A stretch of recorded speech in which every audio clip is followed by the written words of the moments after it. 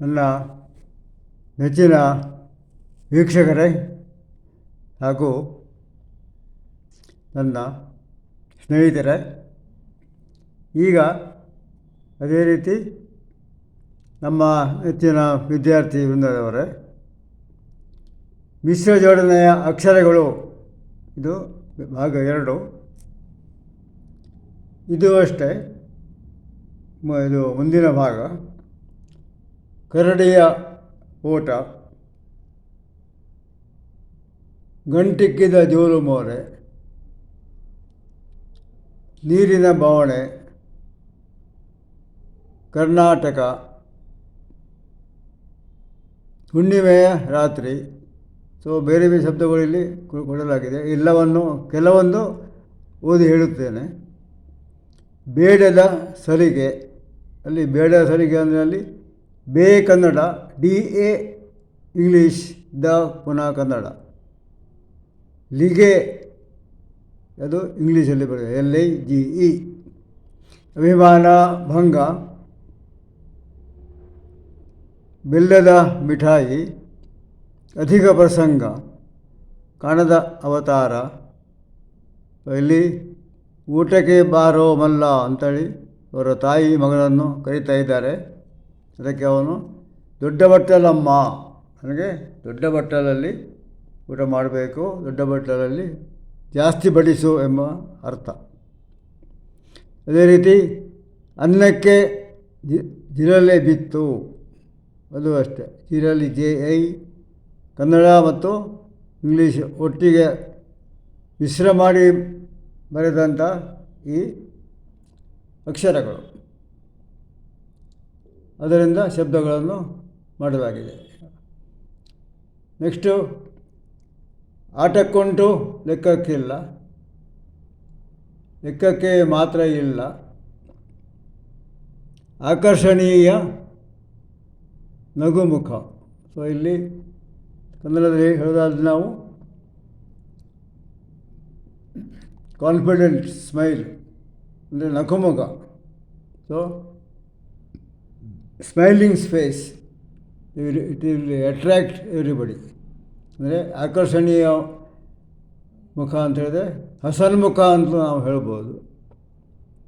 So ಅಂಥವರಿದ್ದರೆ ನಮಗೆ ಏನೋ ಒಂದು ನೋಡಿದ ಕೂಡಲೇ ಒಂಥರ ಖುಷಿಯಾಗ್ತದೆ, ಅವ್ರ ಹತ್ರ ಮಾತಾಡುವ ಅಂತ ಒಂದು ಮನಸ್ಸಾಗ್ತದೆ. ಕತ್ತು ಹಿಸುಕಿ ಕೊಂದೇ ಬಿಟ್ಟ, ಅದು ಕನ್ನಡದಲ್ಲಿ KA, ಇಂಗ್ಲೀಷಲ್ಲಿ ಮಧ್ಯದಲ್ಲಿ ಹಿಸುಕಿಯಲ್ಲಿ ಇಂಗ್ಲೀಷ್ ಬರೆಯಲಾಗಿದೆ. ನೆಕ್ಸ್ಟು, ವನ್ಯಜೀವಿಗಳ ಉಪಟಳ, ಬೆಕ್ಕಿಗೆ ಆಟ, ಇಲಿಗೆ ಪ್ರಾಣ ಸಂಕಟ.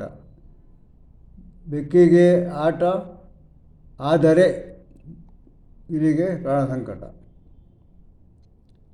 ಜೂಜಾಟದ ಆಟದ ಚಟ ಅಂತ ಹೇಳಿದಲ್ಲಿ ನಮ್ಮ ಅಭ್ಯಾಸ, ಅದಕ್ಕೆ ದುರಭ್ಯಾಸ ಅಂತ ಹೇಳ್ತಾರೆ, ಅದಕ್ಕೆ ಚಟ ಅಂತ ಹೇಳ್ತಾರೆ.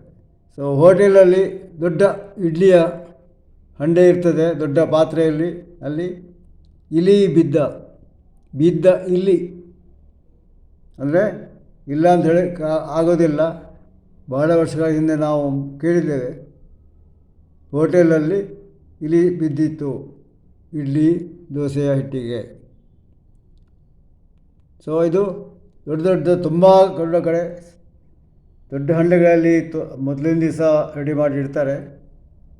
ಅದಕ್ಕೆ ಭಾರವಾದ ಮುಚ್ಚಳ ಇಲ್ಲದಿದ್ದರೆ ಇಲಿಗಳು ಅದನ್ನು ದೂಡಿಕೊಂಡು ಒಳಗೆ ಹೋಗುವ ಸಂದರ್ಭ ಇರ್ತದೆ. ಅದೇ ರೀತಿ ಮಿತಿಮೀರಿದ ಕೊಬ್ಬಿದ ಅಹಂಕಾರ, ದುರಹಂಕಾರ, ಅತಿರೇಕದ ಉದ್ಧಳತನದ ವರ್ತನೆ, ನೋವು ನಲಿವು, ಮತ್ತು ಜಾತಿಗಿಂತ ನೀತಿ ಮುಖ್ಯ, ಗುಣಕ್ಕೆ ಮತ್ಸರ ಇಲ್ಲ, ಉದ್ಘಾಟನೆ ದಿನಸಂದಣೆ, ದೊಡ್ಡ ಹೊಂಡಕ್ಕೆ ಬಿದ್ದ ಎತ್ತು, ಯಾರಿಗುಂಟು ಯಾರಿಗಿಲ್ಲ, ದುರಾಸೆಯ ಚಟಕ್ಕೆ ಕೊನೆ ಇಲ್ಲ. ಇಷ್ಟು ಒಟ್ಟಿಗೆ ಈ ಪುಟದಲ್ಲಿ 34 ಬರೆಯಲಾಗಿದೆ. ದುರಾಸೆಯ ಚಟ ಅಂತ ಹೇಳಿದರೆ ಮತ್ತು ಬೇಕು, ಇನ್ನೂ ಬೇಕು, ಇದ್ದದ್ದಲ್ಲಿ ತೃಪ್ತಿ ಇಲ್ಲ, ಅತೃಪ್ತಿಯ ಪರಮಾವಧಿ. ಅದು ಎಲ್ಲ ಕಡೆಗಳಲ್ಲಿ ಈಗ ನಡೆಯುತ್ತಾ ಇದೆ. ಏನಿದ್ರೂ ನಮಗೆ ಸಾಲೋದಿಲ್ಲ. ಅದು ನಿಜವಾಗಿ ಆ ಧೋರಣೆ ಸರಿಯಲ್ಲ ಎಂದು ನಾವು ಹೇಳ್ಬೋದು. ಸೊ ಪುಟದ ಕೊನೆಯಲ್ಲಿ ಒಂದು ಗಾದೆ ಬರೆಯಲಾಗಿದೆ. ಹಾಗಲಕಾಯಿ ಕಹಿ ಆದರೂ ಶರೀರಕ್ಕೆ ಖಂಡಿತ ಹಿತ. ನಮಗೆ ನಮ್ಮ ನಾಲಿಗೆಗೆ ನಮ್ಮ ರುಚಿ ಅದು ಕಹಿಯಾಗಿ ಕಾಣ್ತದೆ, ಆದ್ದರಿಂದ ಅದು ತುಂಬ ನಮಗೆ ನಮ್ಮ ಶರೀರಕ್ಕೆ ಅದು ಒಳ್ಳೆಯ ಪುಷ್ಟಿಯನ್ನು ಕೊಡುತ್ತದೆ. ಹಾಗೆಯೇ ಅದು ಇನ್ನೊಂದು ವಿಶೇಷ ಅದರಲ್ಲಿ ಎಲ್ರಿಗೂ ಗೊತ್ತೇ ಇದೆ, ಶುಗರ್ ಅಂದರೆ ಸಕ್ಕರೆ ಕಾಯಿಲೆಗೆ ಅದು ಶಮನ ಆಗ್ತದೆ. ಸೊ ಇಲ್ಲಿಗೆ 2ನೇ ಭಾಗ ಮುಗಿಯಿತು. ಇದರಲ್ಲಿ ನಾನು ವಿದ್ಯಾರ್ಥಿಗಳಿಗೆ ಅವರ ಒಂದು ಪ್ರಸ್ತಾಪವನ್ನು ನಾನು ಮಾಡಿದ್ದೇನೆ. ಇದರಲ್ಲಿ ಅವರಿಗೆ ಇದನ್ನು ಓದಲು ಈಗ ಸಮಯ ಸಿಗಲಿಕ್ಕಿಲ್ಲ. ಯಾಕಂತ ಹೇಳಿದರೆ ಅವ್ರ ಎಕ್ಸಾಮು, ಅವ್ರ ಪ್ರಿಪ್ರೇಟ್ರಿ ಎಕ್ಸಾಮ್ಸ್ ಎಲ್ಲ 2 ಆಗಿದೆ. ಇನ್ನು ಮುಂದೆ ಎಕ್ಸಾಮ್ CBSE ಎಕ್ಸಾಮ್ ಹತ್ತಿರ ಬರ್ತಾಯಿದೆ. ಅದು ಫೆಬ್ರವರಿ 17 ಕಾಣ್ತದೆ. ಅದರಿಂದ ಅವರಿಗೆ ಇದನ್ನು ಈಗ ಓದಲಿಕ್ಕೆ ನೋಡಲಿಕ್ಕೆ ಅವರಿಗೆ ಸಮಯ ಸಾಲಲಿಕ್ಕಿಲ್ಲ. ಆದರೂ ಮುಂದೆ ಎಕ್ಸಾಮ್ಸ್ ಎಲ್ಲ ಆದಮೇಲೆ ಅವರು ಬೇಕಾದರೆ ಅದನ್ನು ಓದಬಹುದು. ಇಲ್ಲಿಗೆ ನಿಮಗೆಲ್ಲರಿಗೂ ವಂದನೆಗಳೊಂದಿಗೆ ಬಾಯ್ ಬಾಯ್.